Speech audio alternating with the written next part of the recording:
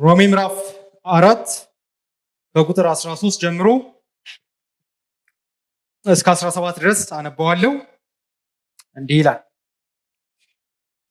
የዓለምም ወራሽ እንዲሆን ለአብርሃምና ለዘሩ የሰጠው የተስፋ ቃል በእምነት ጽድቅ ነው እንጂ በሕግ አይደለም። ከሕግ የሆኑትስ ወራሾች ከሆኑ እምነት ከንቱ ሆኗል፣ የተስፋውም ቃል ተሽሯል። ሕጉ መቅሰፍትን ያደርጋልና፣ ነገር ግን ሕግ በሌለበት መተላለፍ የለም። ስለዚህ ከሕግ ብቻ ሳይሆን ከአብርሃም እምነት ደግሞ ለሆኑ ለዘሩ ሁሉ የተስፋው ቃል እንዲጸና እንደ ጸጋ ይሆን ዘንድ በእምነት ነው። እርሱም ለብዙ አሕዛብ አባት አደረግኩ ተብሎ እንደተጻፈ ለሙታን ሕይወት በሚሰጥ የሌለውንም እንዳለ አድርጎ በሚጠራ ባመነበት በአምላክ ፊት የሁላችን አባት ነው። ይህ እግዚአብሔር ቃል ነው። እግዚአብሔር አምላክ ሆይ የቃል ፍቺ እንዲያበራልን እኛም ደግሞ ሐሳባችንን መሰብሰብ እንድንችል እንድትረዳን እንጠይቅሃለን። በኢየሱስ ስም አሜን። እንግዲህ ወደዚህ ስንመጣ ዛሬ እንዲሁም ሌሎቹ ቀናት የምንመጣባቸው የተለያዩ መንገዶች አሉ። በተለያዩ መንገዶች መተን ተመሳሳይ መዳረሻ ላይ እንደርሳለን። መዳረሻው ይሄ አሁን ያለንበት ክፍሉ አዳራሽ።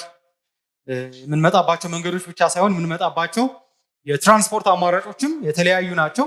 በተለያየ መንገድ እና ትራንስፖርት መተን አንድ አይነት ቦታ ላይ አንድ አይነት ዴስቲኔሽን ላይ ፍጻሜ ላይ ደርሰናል። የተለያየ ሙያዎች አሉን። የተለያዩ ስራዎች እንሰራለን። በተለያየ መንገድ እና በተለያየ ሙያ ተሰማርተን ፍጻሜው ያው መጠኑ ቢለያይም ገንዘብ ማግኘት እና መኖር ነው። ስለዚህ በተለያየ መንገድ ተመሳሳይ ፍጻሜ ላይ በብዙ የህይወት ገጽታዎች ይደረሳል። በሮሜ ምዕራፍ 4 ከቁጥር 13 ጀምሮ ጳውሎስ ሁለት መንገዶችን ወይም ሁለት አማራጭ መንገዶችን ይሰጠናል። ቁጥር 13 ላይ ያየን እንደሆነ በእምነት እና በሕግ የሚባሉ ሁለት አማራጭ መንገዶችን ያቀርባል። በሚለውን ቃል ካያችሁት ፕሪፖዚሽን ነው ወይም ትሩ የሚለውን መንገድን የሚያሳይ ቃል ነው። ስለዚህ አንድ በእምነት የሚባል መንገድ አለ፣ ሌላ ደግሞ በሕግ የሚባል መንገድ አለ። እነዚህን ሁለት መንገዶች ያስቀምጥና መዳረሻቸውን በተመለከተ በተለያዩ መንገዶች ተጉዘን እዚህ ተመሳሳይ ፍጻሜ ላይ ወይም መዳረሻ ላይ እንደደረስነው ግን አይደለም ይላል። በህይወት ውስጥ በተለያዩ መንገዶች መተን አንድ አይነት መዳረሻ ላይ ቢደረስም እምነት በሚባለው መንገድ እና ሕግ በሚባለው መንገድ መካከል የመዳረሻ ልዩነት አለ ይለናል። የመዳረሻው ልዩነት ምን እንደሆነ ደግሞ እዛው ቁጥር 15 ላይ ሲናገር ቁጥር 13 እና 15 ላይ ይናገራል። በእምነት የሚካሄድበት መንገድ የሚያደርሰው ከእግዚአብሔር ዘንድ የሆነ ጽድቅ ላይ ነው፣ ወይም ደግሞ ሌላ ቃል እንጠቀም ከተባለ የእግዚአብሔር ወራሽ ወይም የዓለም ወራሽ መሆን የሚባል ፍጻሜ ላይ ያደርሳል ይላል። በእምነት የሚካሄደው መንገድ ጽድቅ ላይና ወራሽነት ላይ ሲያደርስ፣ ሁለተኛው አማራጭ በሕግ የሚባለው መንገድ ደግሞ የሚያደርሰው ምን ላይ እንደሆነ ቁጥር 15 ላይ ይናገራል። ቁጣ ላይ ነው የሚያደርሰው ይላል፣ ወይም በቁጣ ስር እንድንሆን ያደርጋል በማለት ሁለት የተለያዩ መንገዶች ፍጻሜያቸውም ሁለት የተለያየ ፍጻሜ እንደሆነ ጳውሎስ ይናገራል። ስለዚህ በተለመደው መንገድ ነገሮች ሁሉ ወደ አንድ ፍጻሜ ያደርሳሉ፣ መንገዶች ሁሉ ወደ ሮም ያመራሉ የሚለው ጽድቅን በተመለከተ ከእግዚአብሔር ጋር እርቅን መፈጸምን በተመለከተ አይሰራም ይለናል ጳውሎስ። እና ምንን በተመለከተ ነው ግን በትክክል ወይም ቃል በቃል በዋናነት በእነዚህ ቁጥሮች ፍጻሜን በተመለከተ ሁለትና ሶስት አራት አማራጭ የለም፣ አንድና አንድ አማራጭ አለ። ያንን አንድ አማራጭ ብቻ በመያዝ መሄድ ያስፈልጋል የሚለው ጳውሎስ ቁጥር 13 ሲጀምር የዓለም ወራሽ እንዲሆን ለአብርሃምና ለዘሩ የተሰጠው ይልና የተስፋ ቃል የምትል ቃል እናገኛለን። የተስፋ ቃል የምትለው በእንግሊዝኛ ትርጉሞች ካያችኋት ፕሮሚስ ተብላ ትተርጉማለች፣ ወይም ደግሞ ቃል መባል ይችላል ባጭሩ፣ ወይም ተስፋ ይባል ይችላል። አማርኛው ተንተና አድርጎት የተስፋ ቃል ብሎታል። ጳውሎስ የተስፋ ቃል የሚለውን በሮሜ መልእክቱ ለመጀመሪያ ጊዜ የሚጠቀመው ምዕራፍ 4 ቁጥር 13 የዛሬው ምንባባችን ላይ ነው። ቢሆንም ግን ቀደም ብሎ በነበሩት ምንባቦች ተስፋን የሚወክሉ ሐሳቦችን ቃሉን ሳይጠቀም ሲናገር ቆይቷል። አሁን ግን ቃሉን በመጠቀም ሙግቱን አንድ እርምጃ ወደፊት ወይም በአንድ አቅጣጫ ወደፊት እያራመደው እንደሆነ እንመለከታለን። ጳውሎስ ጽድቅ የሚገኘው በእምነትና በእምነት ብቻ ነው። እምነት ሲደመር ስራ፣ እምነት ሲደመር ሕግ ጽድቅን አያመጣም። እምነትና እምነት ብቻ የሚለውን ደጋግሞ ሲናገር ነበር። አሁን ደግሞ ከተስፋው ቃል ጋር በማያያዝ ያቀርበዋል። ከተስፋው ቃል ጋር አያይዞ ሲያቀርበው ይህ የተስፋ ቃል ሊወረስ የሚችለው ሊገኝ የሚችለው በሕግ ሳይሆን በእምነትና በእምነት ብቻ ነው በማለት ይናገራል። በሁለት የተለያየ መንገድ መተን የተስፋው ቃል ወራሾች መሆን አንችልም። የተስፋውን ቃል ለመውረስ አንድና አንድ መንገድ ብቻ አለ በማለት ይናገራል። ጥያቄያችን የሚሆነው ጳውሎስ ከቁጥር 13 እስከ 17 እንደሚያሳየን የእግዚአብሔርን የተስፋ ቃል ለመውረስ ብቸኛው መንገድ አይተኬው መንገድ እምነትና እምነት ብቻ ነው። በእምነት ላይ ሌላም ነገር ሊጨመርበት አይገባም። ከእምነት ውጭም ሌላ አማራጭ ሊወሰድ አይገባም። መዳረሻው ፍጻሜው ላይ ለውጥ ስለሚያመጣ ሲል ምክንያቶቹ ምንድናቸው? እንዳከፋፈላችን አንዳችን ከሌላችን በተለየ መንገድ ልናየው እንችላለን።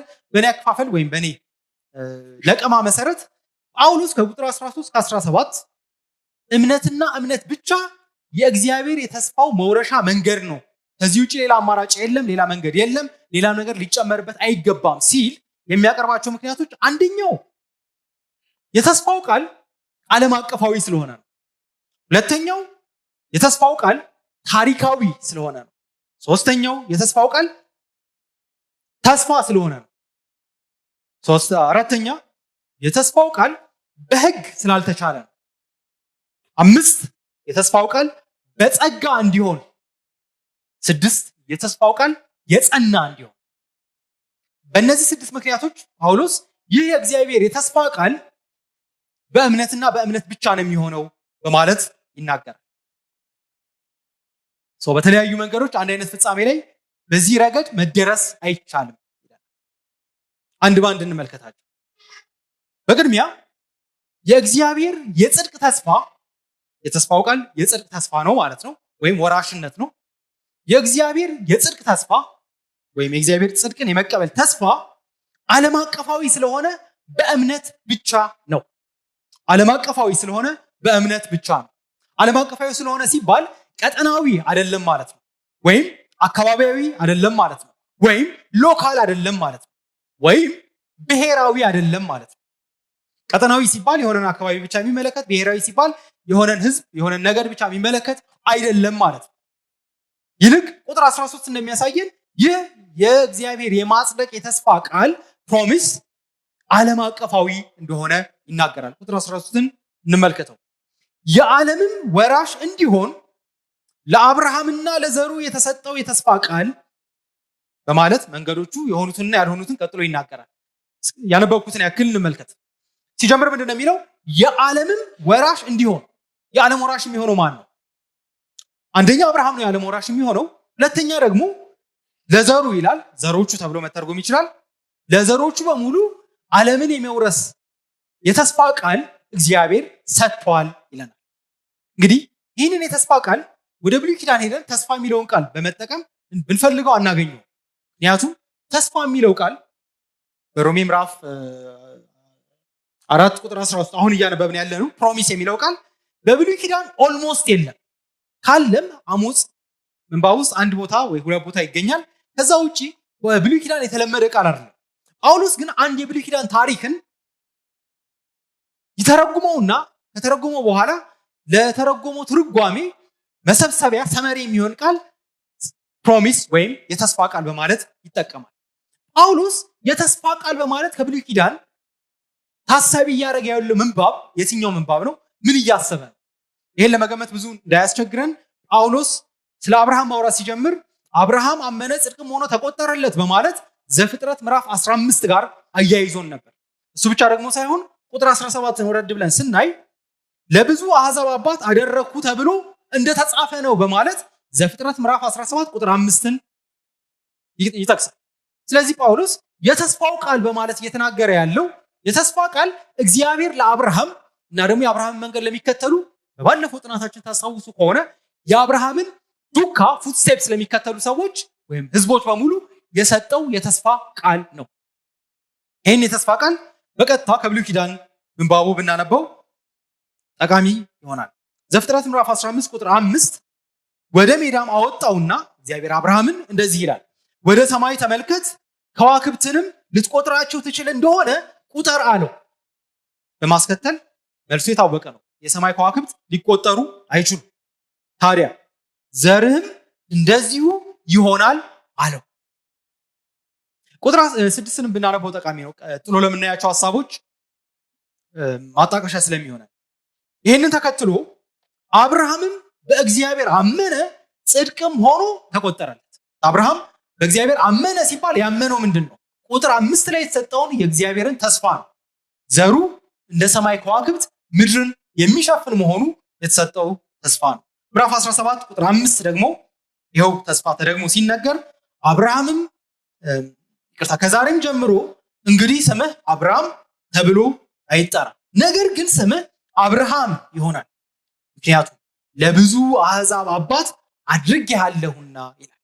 ወደ ዋናው ምንባባችን ስንመለስ ሮሜ ምዕራፍ 4 ቁጥር 17 ላይ አሁን ያነበብኩት የመጨረሻው ምንባብ ተጠቅሶ እናገኛለን። ዘፍጥረት ምዕራፍ 15ም ቀደም ብሎ ተጠቅሶ እናገኛለን። ስለዚህ ጳውሎስ የተስፋው ቃል እያለ እየተናገረ ያለው ማንኛውንም አይነት ተስፋ ሳይሆን እግዚአብሔር ለአብርሃምና ለዘሮቹ የገባውን የወራሽነት ተስፋ ነው፣ ወይም የእግዚአብሔርን ጽድቅ የመቀበል በእግዚአብሔር ፊት ጻድቅ ሆኖ የመቆጠርን ተስፋ በማለት ይጠራዋል። እንግዲህ ጳውሎስ እግረ መንገድ የመጽሐፍ ቅዱስ አጠናን ዘዴም እየጠቆመን ጳውሎስ የብሉይ ኪዳን መጽሐፍትን ዘፍጥረትን ያጠናል፣ ይተረጉማል። ኢንተርፕሬት ካረገ በኋላ በራሱ ቃል ሐሳቡን ሰብሰብ አድርጎ የሚይዝለትን ቃል በመጠቀም ሰመራይዝ ያደርገዋል። ያነበብናቸው ሁለት የብሉይ ኪዳን ምንባቦች በጳውሎስ ቋንቋ ምን ይባላሉ? የተስፋ ቃል ወይም ፕሮሚስ ይባላሉ፣ ቃሉ ባይኖርም ማለት ነው። ስለዚህ አንዳንዶች እንደዚህ የሚል ቃል አለ ምናምን ካሏችሁ ይህን ጥቀስላቸውና ነገሩ ሴትልድ ይሆናል። እና ጳውሎስ የተስፋ ቃል በማለት አብርሃም ከእግዚአብሔር የተቀበለውን ተስፋ ባጭሩ ያስቀምጠዋል። ይህንን ተስፋ ያነበብናቸውን ምንባቦች ስናይ ጳውሎስ በሮሜም የሚጠቀም ተስፋውን የሚያብራራበትን መንገድ ስናይ ይህ ተስፋ ዓለም አቀፋዊ እንደሆነ ግልጽ ይሆናል። ዘፍጥረት ምዕራፍ 17 ላይ በግልጽ እንደሚናገረው ለብዙ አሕዛብ ወይም ለብዙ ሕዝቦች አባት ትሆናለህ ተብሏል።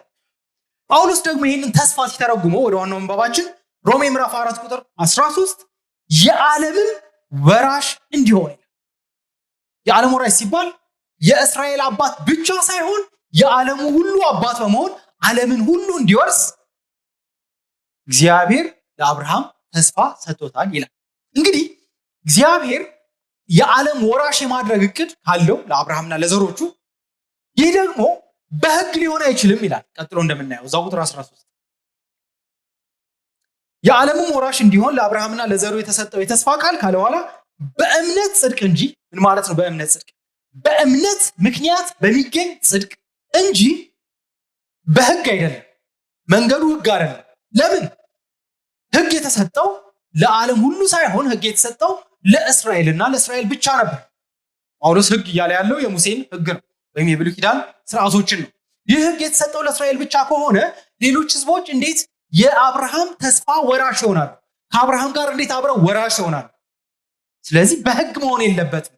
ሕግ ያልሰጣቸው ሌሎቹ ሊካተቱ የሚችሉበት ሌላ መንገድ ያስፈልጋል፣ እርሱም እምነት መሆን አለበት በማለት ይናገራል። ስለዚህ የአብርሃም ተስፋ የእግዚአብሔር ሰዎችን የማጽደቅ ተስፋ ፕሮሚስ መፈጸም የሚችለው በእምነትና በእምነት ብቻ ነው። ለምን?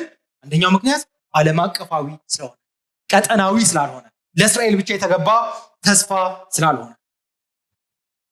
እንግዲህ ዓለም አቀፋዊ ነው የሚለውን ብዙ የተሳሳቱ ምልክታዎቻችንን ለማረም ጥሩ ማስታወሻ የሚሆን ይመስለኛል። ዓለምን መውረስ የተጠራለት ጥሪ ነው። ዓለምን አሳልፎ መስጠት የኛ ተልዕኮ አይደለም። ዓለምን መውረስ፣ ዓለምን መቆጣጠር፣ ዓለምን አልቲሜትሊ መግዛት፣ በዓለም ላይ መንገስ የአብርሃም ልጆች በረከት። እንደዚህ ሲባል ዓለማዊነትን ማለት አይደለም፣ ግን ቃሉ እንደሚለው እኮ የዓለም ወራሽ እንዲሆን እኮ ነው የሚለው። በቀላሉ ካየነው አሕዛብንም አይሁድንም ሁሉንም ያካተተ ማለት ነው።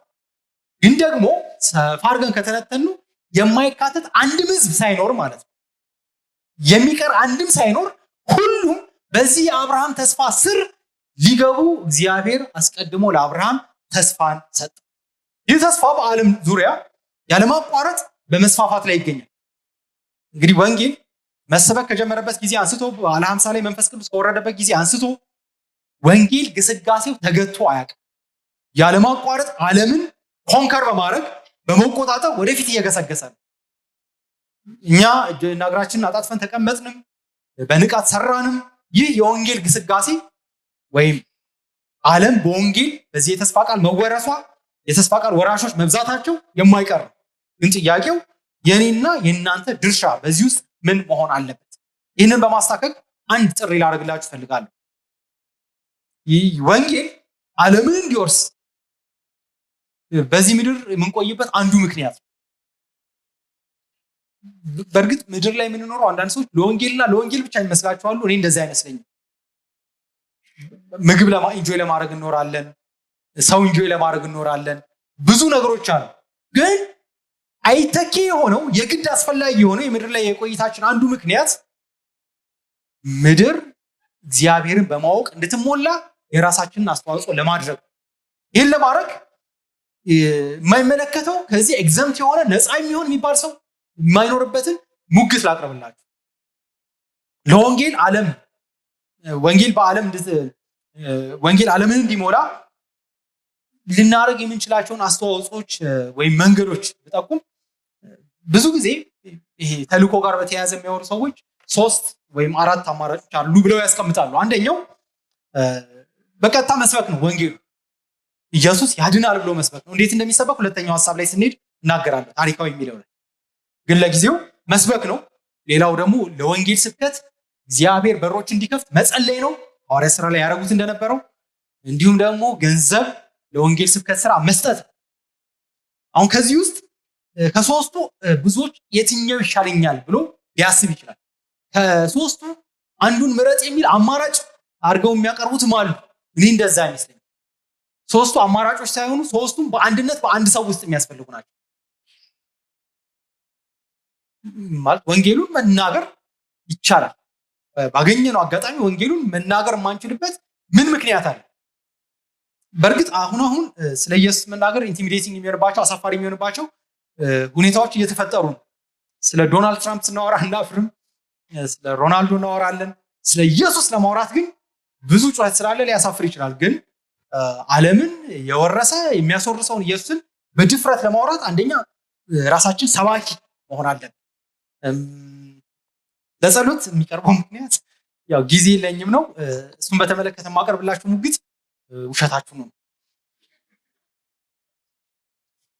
ገንዘብ የለኝም፣ ገንዘብ በመስጠት ለወንጌል ስብከት አስተዋጽኦ ማድረግ አለብህ ሲባል አዎ ግን ሲኖረኝ ወይም የለኝም ሙግት ላቅርብ።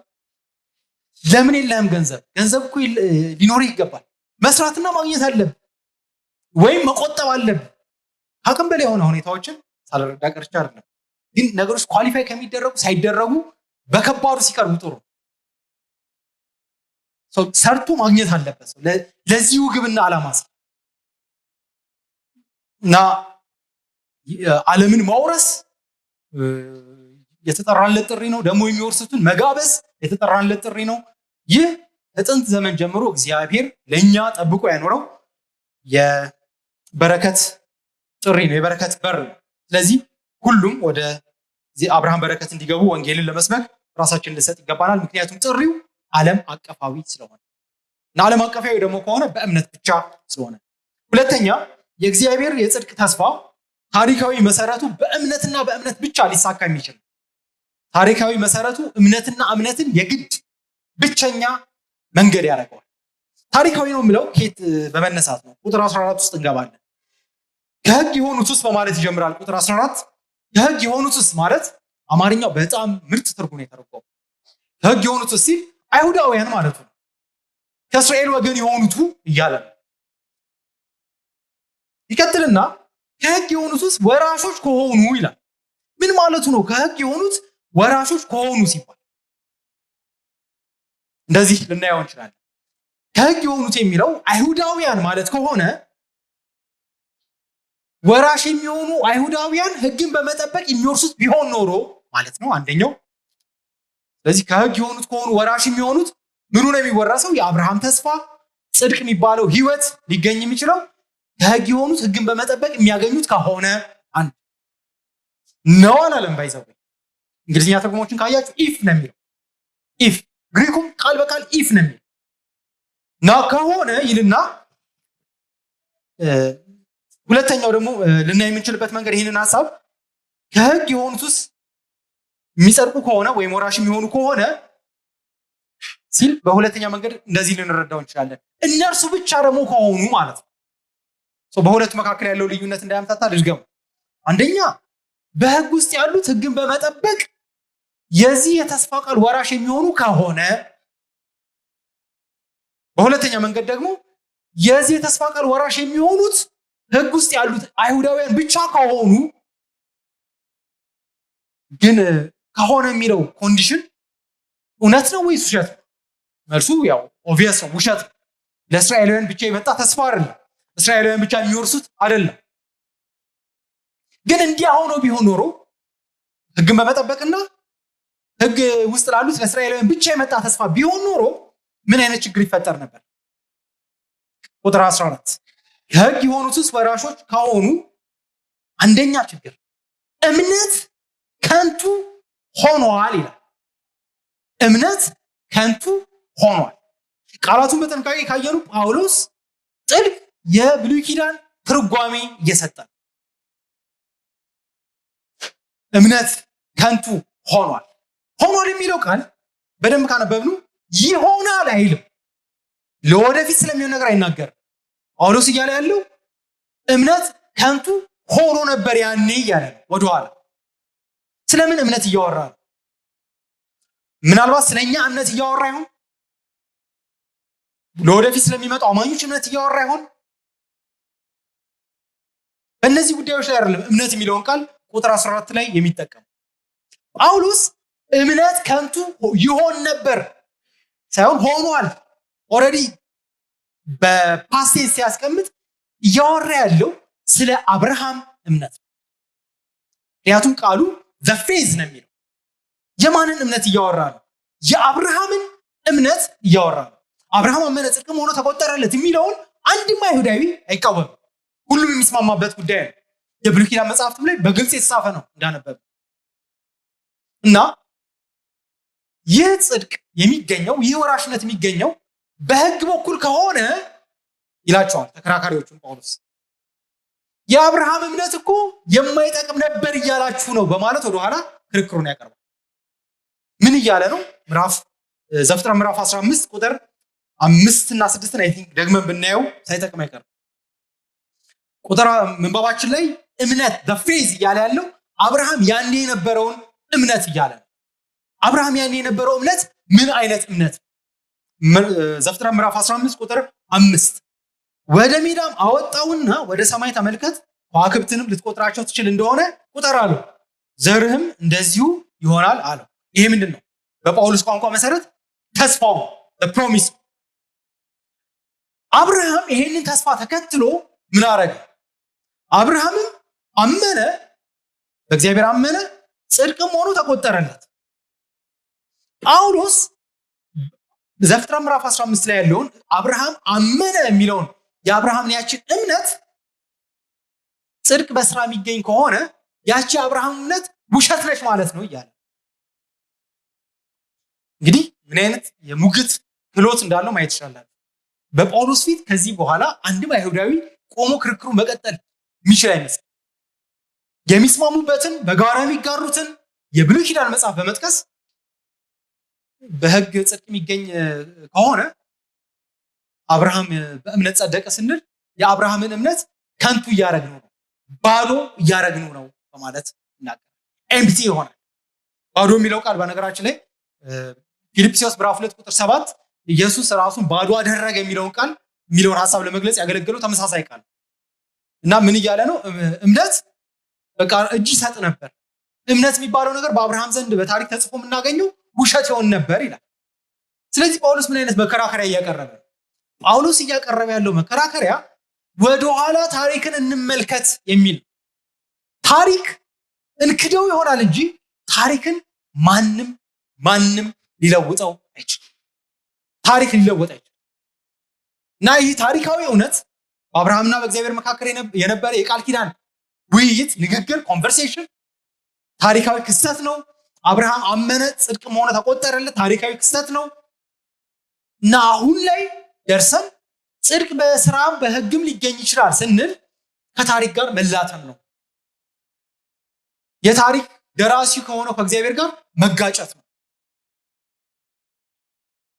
ስለዚህ ጽድቅ፣ የአብርሃም ተስፋ፣ ወራሽነት በእምነትና በእምነት ብቻ የሚለው ጸንቶ መቀጠል ያለበት አንዱ ምክንያት ታሪክ ጋር መጋጨት ስለሌለብን። ስለ ወደፊት እንጋጭ፣ ስለ ታሪክ ግን መጋጨት አይቻልም። ታሪክን ልንሳሳት እንችላለን፣ ሚስኢንተርፕሬት ልናደርግ እንችላለን፣ ልንክደው እንችላለን፣ ላንወደው እንችላለን። ታሪክ ግን ታሪክ ነው። ዘፍጥረት ምዕራፍ 15 ታሪክ። ስለዚህ ከታሪክ ጋር የተስማማ የወንጌል ትርክት ዘገባ ጳውሎስ እያቀረበ። በነገራችን ላይ እዚህ ላይ ጳውሎስ ወንጌሉን ሲያብራራ አንድ ታሪካዊ ክስተት ወደኋላ ሄዶ ዘፍጥረት ምዕራፍ 15 በመጥቀስ የሚያወራ ከሆነ ወንጌላችን የታሪክ ንግርት ነው ማለት ነው። ስቶሪ ነው። ወንጌላችን ታሪክ ብቻ ነው እያልኩ አይደለም፣ ወይም ታሪካዊ አቀራረብ ብቻውን ይበቃዋል እያልኩ አይደለም፣ ግን ታሪካዊ ነው። ጳውሎስ በሚያቀርብበት መንገድ ደግሞ ካየን ጳውሎስ ታሪክን ከዘፍጥረት ምዕራፍ 15 ያመጣል፣ ሮሜ ውስጥ ይከተውና በሎጂክ ያቀርባል። ስለዚህ ወንጌላችን ታሪክ ነው፣ ግን ደግሞ ሙግት፣ ክርክር ያለበት ሎጂክ። ወንጌልን ስታቀርቡ እንዲህ አቅርቡት እና ወንጌል ለመስበክ የእውቀት ማነስ ወይም ስነ መለኮታዊ እውቀት ጥልቅ አይደለም፣ መጽሐፍ ቅዱስ ጥቅስ ብዙ አላውቅም የምትሉ ከሆነ የምታውቁትን ታሪክ ተናገሩ።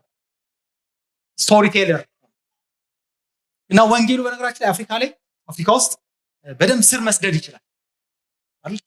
ታሪክ ነጋሪዎች ነን በባህላችን። ስቶሪ ቴሊንግ ነው ካልቸራችን።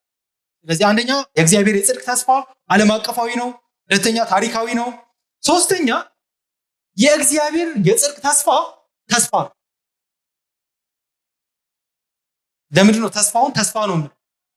ጳውሎስ እንደሱ እያለ ስለሆነ ነው። ተስፋ የሚል ቃል ብሉይ ኪዳን ውስጥ ሳይኖር ተስፋ የሚል ቃል በመጠቀም ታሪኩን ይሰበስበዋል። ከሰበሰበ በኋላ ተስፋ ነው ስላችሁ ሚስ አታርጉት። ተስፋ ነው። ቁጥር 14 ከሕግ የሆኑትስ ወራሾች ከሆኑ እምነት ከንቱ ሆኗል። አንድ ሪዛልት። ቀጥሎ ምን ይላል? የተስፋውም ቃል ተሽሯል ይላል። the promise abrogated ይሆናል፣ ይወገዳል፣ ይሞታል፣ ሙሉ ለሙሉ ጥቅም የለሽ ይሆናል፣ ነሊፋይድ ይሆናል፣ ስፍራ ያጣል በማለት ይናገራል። ምን እያለ ነው ጳውሎስ? ይህንን ለመርዳት ጳውሎስ ተመሳሳይ ሙግት በገላትያ የሚያቀርብበትን መንገድ ማየት ይጠቅመናል። ገላትያ ውስጥ ጳውሎስ የተስፋው ቃል ለአብርሃም ከተሰጠ በኋላ ይልና ሕግ ተሰጠ ይላል። በሕግና በአብርሃም ተስፋ መካከል የ430 ዓመት ጋፕ አለ ይለናል። እና ከ430 ዓመት በኋላ የመጣው ሕግ ቀድሞ የተሰጠውን ኪዳን ወይም ደግሞ ቀድሞ የተሰጠውን ተስፋ አይሽረውም ይላል። በዚህ ምንባብ ደግሞ ምን ይላል? በሕግ ከሆነ ተስፋው ምን ይላል? የተስፋው ቃል ይሻራል ይላል። ምን ማለት ነው? ሕግና የተስፋው ቃል መሻር ጋር ያለው ግንኙነት ምንድን ነው? በአጭር ቃል ቀለል ባለ መንገድ ጳውሎስ እያለ ያለው ይሄንን። የተስፋው ቃል በተሰጠበት ጊዜ ባነበብናቸው የዘፍጥረት ምንባቦች መሰረት ለተስፋው ቃል ተፈጻሚነት የቀረበ ቅድመ ሁኔታ የለም። የተስፋው ቃል ያለምንም ቅድመ ሁኔታ እግዚአብሔር አደርገዋለሁ ያለውን የተስፋ ቃል ከጊዜ በኋላ ቅድመ ሁኔታ በማድረግ ሕግን ቢጨምር የተስፋው ቃል ተስፋ መሆኑ ይቀራል። በእርግጥ ይሄን ካረክ ይሄን አረግልሃለሁ የሚል የተስፋ ቃል ለሰዎች ልንሰጥ እንችላለን።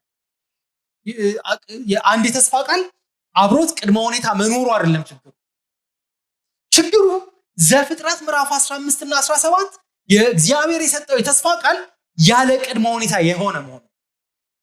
ያለ ቅድመ ሁኔታ ተስፋውን ሰጥቶ ከጊዜ በኋላ ሕግን በመጨመር ለተስፋው ቃል ቅድመ ሁኔታ ቢያስቀምጥ እግዚአብሔርን ምን አይነት ችግር ውስጥ የሚከተው ይመስላል? እንዴት እግዚአብሔር ችግር ውስጥ ይገባል ትላለህ ትሉኝ ይሆናል። ችግር ውስጥ ለሚገባው አይዘው ወይ በትክክል ምን አይነት ችግር ነው የሚገጥመው? እግዚአብሔር የማይታመን ነው።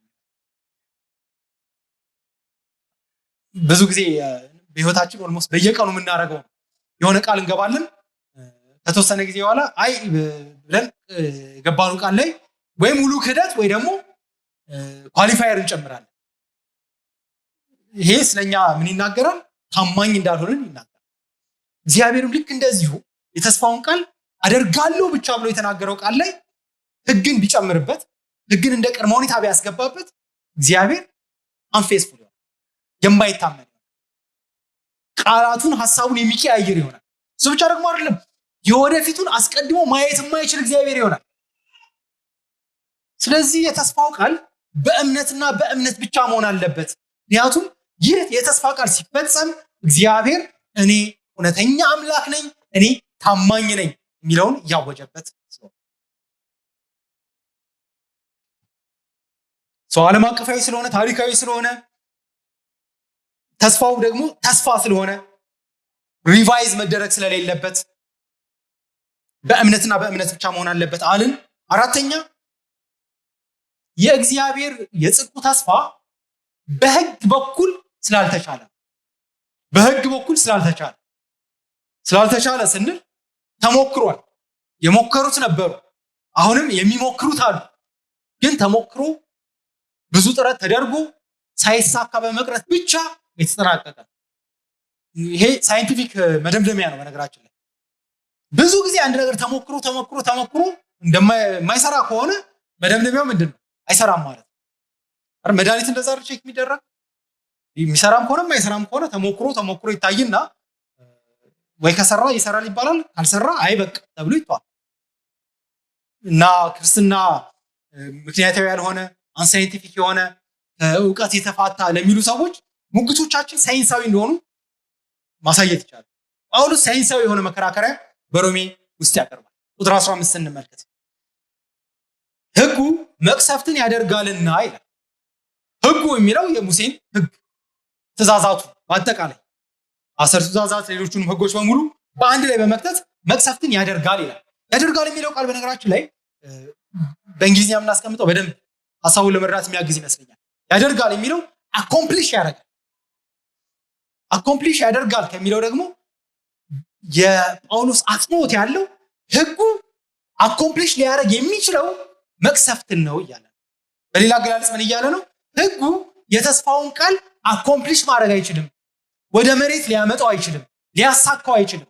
ሊያሳካ የሚችለውን ነገር በታሪክ አይተናል፣ እርሱም መቅሰፍት ነው ይላል። መቅሰፍት የሚለው ቃል ቁጣ ማለት ነው። ጳውሎስ ከምዕራፍ 1 ጀምሮ ታስታውሱ እንደሆነ ምዕራፍ 1 ቁጥር 18 የእግዚአብሔር ቁጣ ከሰማይ ተገልጧል ብሎ ተናግሯል። የእግዚአብሔር ቁጣ ከሰማይ ተገልጧል ብቻ ደግሞ ሳይሆን የሚለው ይህ ከሰማይ የተገለጠ የእግዚአብሔር ቁጣ በአሕዛብም ላይ በአይሁድም ላይ በሰው ልጆች ሁሉ ላይ የተገለጠ ቁጣ ነው በማለት አይሁዶች በህግ አማካኝነት ከእግዚአብሔር ቁጣ ነፃ እንዳልወጡ ያሳያል። ስለዚህ በህግ በኩል የእግዚአብሔር የተስፋው ቃል ወራሽ ለመሆን የሚደረግ ሙከራ በእስራኤል ታሪክ ውስጥ ፈርሶ ወድቆ አይተነዋል። ስለዚህ በህግ በኩል ተሞክሯል፣ አልተቻለም። የተሞከረው ለሺህ ዓመታት ነው። ለሺህ ዓመታት ተሞክሮ ባልሰራ ሲስተም ውስጥ ለምን እንገባለን? ሞኝ በራሱ ስተት ይማራል፣ ብልጥ ደግሞ በሰው ስተት ይማራል ይባላል። እኛ በእስራኤላዊ ስተት መማር እንችላለን። ሞክሮት ካልሆነ ለእኛም እንደማይሆን ይታወቃል። ስለዚህ የእግዚአብሔር የተስፋው ቃል በህግ በኩል ሊሆን የማይችለው በህግ በኩል ተሞክሮ እንዳልተሳካ በእስራኤል ታሪክ ውስጥ ስለታየ ነው። ይህን ለማሳየት ምዕራፍ 1 ቁጥር 18 ነው። እውነትን በአመፃ በሚከለክሉ ሰዎች በኃጢአተኝነታቸውና በአመፃቸው ሁሉ ላይ የእግዚአብሔር ቁጣ ከሰማይ ይገለጣልና በማለት የእስራኤልን ታሪክ ይተርክልናል። ይቀጥልና ምዕራፍ 2 ቁጥር 12 ያለ ህግ ኃጢአት ያደረጉ ሁሉ ያለ ህግ ደግሞ ይጠፋሉና ህግ ሳላቸው ኃጢአትን ያደረጉ ሁሉ በህግ ይፈረድባቸዋል በማለት እስራኤላውያን ህግ ስላላቸው ከቁጣ ከፍርድ እንደማያመልጡ እንዳላመለጡ ይናገራል። ስለዚህ በህግ በኩል ከእግዚአብሔር ቁጣ ማምለጥ አይቻልም። የእግዚአብሔር የተስፋው ቃል ወራሽ መሆን አይቻልም። ስለዚህ መንገዱ እምነትና እምነት ብቻ መሆን አለበት በማለት ጳውሎስ ይከራከራል። እንግዲህ ቁጥር 15 በጣም ወሳኝ ነው። ለምንድን ነው ጳውሎስ ሕግን ያነሳው?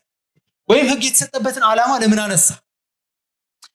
ጳውሎስ ሕግ የተሰጠበትን ዓላማ ወይም ደግሞ ሕግ የሚያሳካውን ግብ ያነሳበት ምክንያት ጳውሎስ በአንድ በኩል ቆሞ በሌላ በኩል ደግሞ አንድ አይሁዳዊ ጋር እየተከራከረ ሕግ ለእስራኤል የተሰጠው ለአይሁዶች የተሰጠው ለምንድን ነው ተብሎ ቢጠየቅ አይሁዳዊ ሲመልስ እንደዚህ ነው የሚለው፣ እኔ አይሁዳዊ ከአንድ አሕዛብ የምበልጥ የተለየው የታደልኩ የመሆኔ ምልክት ነው ይላል።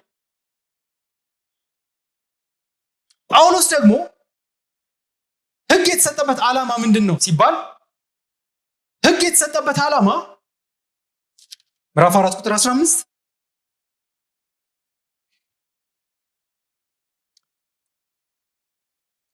ሕጉ መቅሰፍትን ያደርጋልና ነገር ግን ሕግ በሌለበት መተላለፍ የለም። በጳውሎስና በሌሎች አይሁዳውያን መካከል ያለ ልዩነት ወይም መተላለፍ አለ። አይሁዳውያን ራሳቸውን ከአሕዛብ የሚለዩበት ሕግ ለጳውሎስ ሕጉ አሕዛብና አይሁድ አንድ የሚሆኑበት እንደሆነ አድርጎ ነው የሚያቀርበው። ይህም በደምብ ስሙ። ጳውሎስ በቃ እኔ መጽሐፍ ቅዱስ የእግዚአብሔር ቃል እንደሆነ ዕለት ዕለት ይበልጥ እያሳመነ ይመጣል። በዚህ አይነት ርቀት ታሪክን ምንም ሳይስት እንዴት ሰው ሙግት ሊያቀርብ ይችላል እያለ ያለው እኛ ሕግ ስላለን ከአሕዛብ እንበልጣለን፣ አሕዛብ ከኛ በታች መሆን አለባቸው ለሚሉት አይሁዳውያን ሕግ ከአሕዛብ የምትለይበት መንገድ ሳይሆን እንደውም ከአሕዛብ ጋር አንድ እንደሆንክ ማሳያ ነው ይላል። ምክንያቱም በአሕዛብ ላይ የእግዚአብሔር ቁጣ እንደሚመጣ እኔም አንተም እንስማማለን ይላል ጳውሎስ። ግን ደግሞ በእናንተም ላይ ሕግ እያላችሁ በሕግ በኩል የእግዚአብሔር ቁጣ መጥቶባችኋል፣ ስለዚህ ያው ናችሁ አንድ ናችሁ እያለ። ስለዚህ አሕዛብም አይሁድም በሕግ አማካኝነት ከቁጣ ማምለጥ አትችሉም፣ የሚችል የለም ይለናል። ምዕራፍ 2 ቁጥር 1 ሮሜ። ስለዚህ አንተ የምትፈርድ ሰው ሁሉ ሆይ የምታመካኘው የለም። ከማን ጋር እያወራ ነው ጳውሎስ? ከአይሁዳውያን ጋር እያወራ ነው። አንተ የምትፈርድ አይሁዳዊ የምታመካኘው የለም፣ በሌላው በምትፈርድበት ነገር ራስን ትኮንናለህና አንተው ፈራጁ እነዚያን ታደርጋለህና። ስለዚህ በሕግ እለያለሁ ብለህ የምታስብ ከሆነ አትሞኝ። በሕግ ስር ሆነ በቁጣ ውስጥ ነው ያለው፣ ልዩነት የለም። ስለዚህ የተስፋው ቃል የሚወረሰው በሕግ በኩል ሊሆን አይችልም፣ ከሕግ ሊመጣ አይችልም መፍትሄው ይላል። ታዲያ ሕግ ለምን ተሰጠ? እዛው ቁጥር ምንባባችን ምዕራፍ 4 ቁጥር 15 ላይ ነገር ግን ሕግ በሌለበት መተላለፍ የለም ይላል። ምን እያለ ነው ጳውሎስ? አንድ መተላለፍ እንዲባል በቅድሚያ የተጻፈ ሕግ ያስፈልገዋል፣ ወይም ምንግባባበት ሕግ ያስፈልገዋል። ስለዚህ ሕግ የተሰጠ እያለ ነው ለእስራኤል። ሕግ የተሰጠ ከአሕዛብ እንድትበልጥበት ወይም ከአሕዛብ ላይ የበላይ እንድትሆንበት ሳይሆን በሕግ ውስጥ ወድቀህ በፍርድ ቤት የምትከሰስበት በቂ የክስ ሰነድ እንዲኖርህ ነው እያለ። በቂ የክስ ሰነድ። እስራኤላዊ አላወቅኩም አልሰማሁም ማለት አይችልም። ሕጉ አለው፣ ትእዛዛቱ አሉት፣ ዲቴይልድ የሆነ መመሪያ አለው። እነዚህም ባለመጠበቁ ምክንያት የእግዚአብሔር ቁጣ ከሰማይ መጥቷል። ይህ የእግዚአብሔር ቁጣ ከሰማይ ሲመጣ እግዚአብሔር ቁጣውን በማምጣቱ ፍትሐዊ ነው። ለምን? ተናግሯል፣ ነግሯቸው። ስለዚህ በሕግ እንደማይቻል ያሳያል። ታዲያ አሕዛብ ሕጉ ሳይሰጣቸው እንዴት ይፈረድባቸዋል? እሱ ሌላ ርዕሰ ጉዳይ ይሆናል። ስለዚህ በሕግ በኩል ተሞክሮ በታሪክ ውስጥ ተፈትኖ ያልተቻለ ስለሆነ አትሞክሩት ይላል። የእግዚአብሔርን የጽድቅ ሕይወት ከእግዚአብሔር ዘንድ የሚመጣውን ጽድቅ መውረስ የሚቻለው በእምነትና በእምነት ብቻ መሆን አለበት። ዓለም አቀፋዊ ይዘቱ፣ ታሪካዊ መሆኑ፣ ተስፋነቱ፣ ኔቸሩ በሕግ ያልተቻለ መሆኑ ብለናል። አምስተኛ የእግዚአብሔር ጽድቅ ተስፋ በጸጋ እንዲሆን በእምነት መሆን አለበት። በጸጋ እንዲሆን በእምነት መሆን አለበት። እዚህ ላይ የሙሴ ኪዳን የጸጋ ኪዳን ነው የሚሉ ሰዎች አሉ። እኔ አይ ቲንክ የስተት በእንግሊዝኛ ባስቀምጠው ነው የሚጠቅመን። የሙሴ ኪዳን እግዚአብሔር በሙሴ አማካኝነት ከእስራኤል ጋር የገባው ኪዳን ግሬሸስ ነው። ግሬሸስ ኪዳን ማለትም እግዚአብሔርን ያስገደደው የለም፣ በራሱ ተነሳሽነት ያደረገው ነው። ግን covenant of grace ግን አይደለም። የጸጋ ኪዳን ግን አይደለም። ምክንያቱም የጸጋ ኪዳን በአዲስ ኪዳን ውስጥ እንደተነተነው የሚያስችል አቅም ያለበት ግለሰቦች በምርጫ እውነተኛ የተመረጡ ሰዎች ብቻ የሚድኑበት ነው እና ጳውሎስ ቁጥር 16 ውስጥ ይህ የእግዚአብሔር የማዳን ተስፋ የወራሽነት ተስፋ በጸጋ መሆን አለበት። በጸጋ የሚሆነው በእምነት ከሆነ ነው ይላል። በስራ ከሆነ በጸጋ አይሆንም ይላል። በጸጋ ሲባል የማይገባን የሚለውን በውስጥ አዋቂነት ይይዛል። የማይገባን ነገር ሲሰጠን አሉታዊ በሆነ መንገድ ደግሞ ስንገልጸው የሚገባን ነገር እርሱም የእግዚአብሔር ቁጣ ከኛ ሲነሳ ሲርቅልን ሲቀርልን ማለት ነው። ይህ እንዲሆን በእምነት መሆን አለበት እንበልና ህግጋትን በመጠበቅ ይህ የእግዚአብሔር ጽድቅ የሚሰጠን ከሆነ የተሰጠን የሚገባን ነው ማለት ነው። የእግዚአብሔር ቁጣ ከኛ ላይ ህግጋትን ስለጠበቅን የሚነሳልን ከሆነ የተነሳልን እንዲነሳልን የተገባን ስለሆነ ነው። ወይ ቁጣው በእኛ ላይ እንዲመጣ የሚገባን ሰዎች ስላልሆነን ነው ማለት ነው። ግን ይሄ በጸጋ ይባላል። ምክንያቱም ጸጋ የማይገባን ሲሰጠን የሚገባን ሲቀርልን ማለት ነው። በጸጋ ነው ማለት እንድንችል በጸጋ ነው ብለን ደግሞ ለእግዚአብሔር ክብርና ምስጋና መሰጠት እንዲችል በእምነት መሆን አለበት። ቁጥር 16 ስለዚህ ከህግ ብቻ ሳይሆን ከአብርሃም እምነት ደግሞ ለሆኑ ለዘሩ ሁሉ የተስፋው ቃል እንዲጸና ይልና እንደ ጸጋ ይሆን ዘንድ እቺን እንፈልጋለን። እንደ ጸጋ ይሆን ዘንድ በእምነት ነው ይላል። በእምነት ነው። ለምን? እንደ ጸጋ እንዲሆን according to grace እንዲሆን የሚገባኝ ነው እንዳንል አይገባኝም በማለት ለጸጋው ባለቤት ሙሉ ዕውቅና እንዲሰጥ በእምነት አደረገው እግዚአብሔር። በስራ እኮ ሊያደርገው ይችል ነበር ማንከልከያ ያለው፣ ግን በስራ ከሆነ የመዳንን ክብር ሙሉ ለሙሉ እግዚአብሔር ብቻውን ያዘው። ምክንያቱም እኛ የስራ ድርሻ አለና።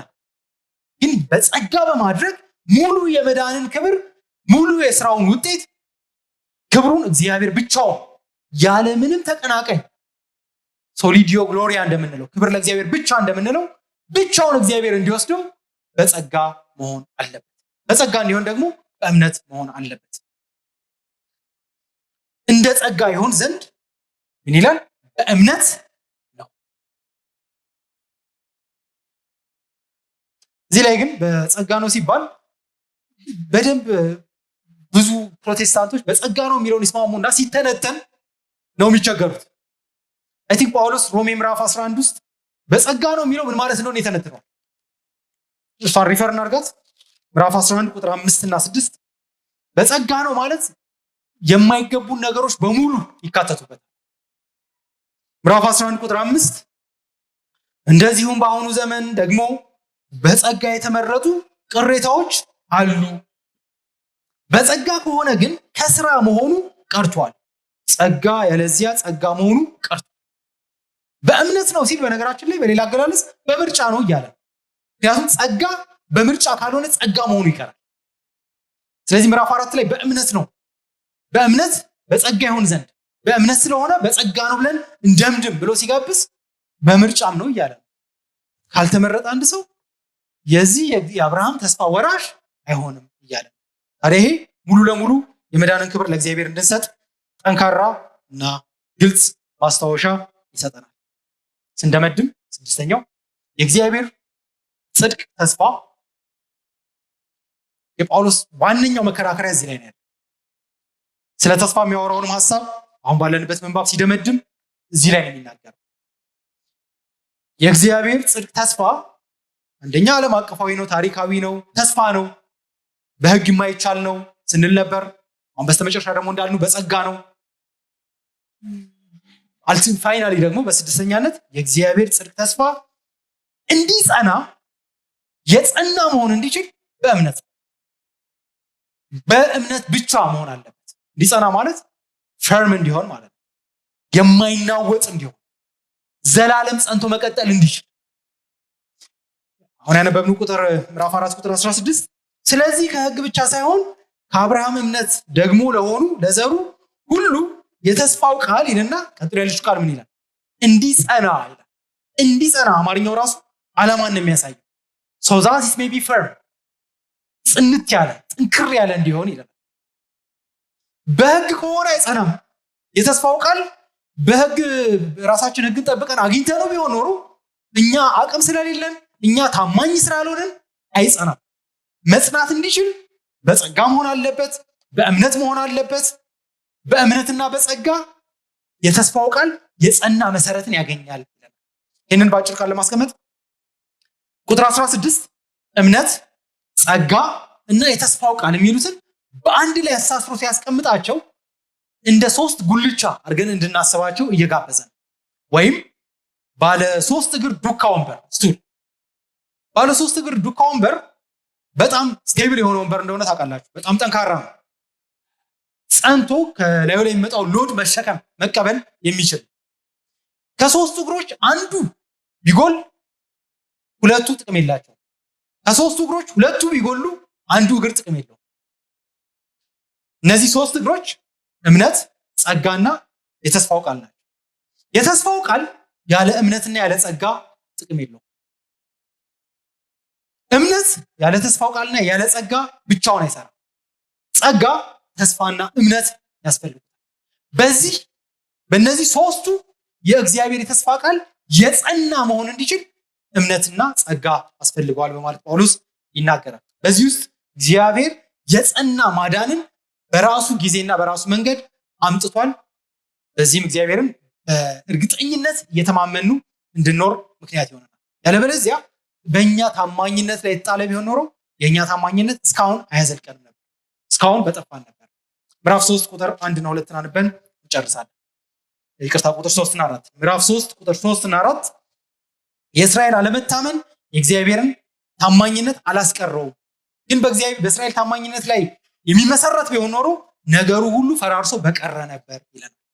ምዕራፍ 3 ቁጥር 3 የማያምኑ ቢኖሩ አለማመናቸው የእግዚአብሔርን ታማኝነት ያስቀራልን? ጥያቄ ነው። እንዲህ አይሆንም። እኛ ባንታመን የእግዚአብሔርን ታማኝነት አያስቀረውም እያለ ነው። ቀጥልና በቃል ትጸድቅ ዘንድ ወደ ፍርድ በገባህም ጊዜ ትረታ ዘንድ ተብሎ እንደተጻፈ ስሟት። ቀጥሎ ያለችው ሰው ሁሉ ውሸተኛ ከሆነ እግዚአብሔር እውነተኛ ይሁን። እኛ ሁላችን ውሸተኛ ብንሆን ራሱ እግዚአብሔር እውነተኛና ታማኝ ሆኖ ይቀጥላል። ይህ እንዲሆን የተስፋው ቃል እንዲጸና በእምነትና በጸጋ በማድረግ ልክ እንደ አንድ ስቱል ወይም ሶስት ጉልቻ የጸና እንዲሆን በእምነትና በጸጋ አድርጎታል። ጸጋና ሰላም ይዛላችሁ።